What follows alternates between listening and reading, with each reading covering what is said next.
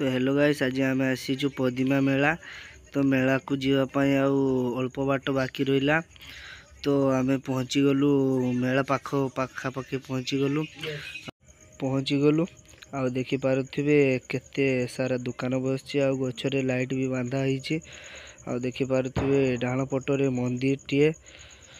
मंदिर रे देखि पारुथिबे केते सुंदर लाइट आ सजाणिया होईछि भी बढ़िया सुंदर। आमे मंदिर भीतर को जीवा चेष्टा चलछि। आ देखि पारुथिबे गार्डन रे भी केमती लाइट दिया जाईछि। आ साइड रे भी देखि पारुथिबे केमती का लाइटिंग करे जाईछि। आमे भीतर को वर्तमान जीवा देखि पारुथिबे। आमे भीतर को प्रवेश कलु। ये मो सांग आगरे जाउछि। मो सांग 3 जण ए पटो साइड रे छिड़ा हिचंती। भीतर केमिति का लाइटिंग देखि पारुथिबे, लाइट केते सुंदर दिया जाईछि। एठी मां को मूर्ति जहा कि मां काली मां रो मूर्ति।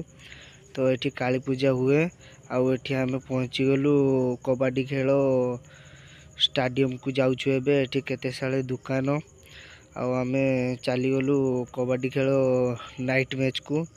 नाइट मैच रे देखि पारुथिबे केते सारा नुक। मु आउ टिके पाखो को जाई देखौछि, देखि पारुथिबे।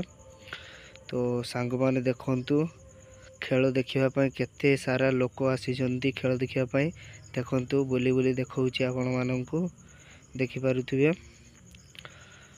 देखंतु। तो प्लेयर माने आसी सारी चंती।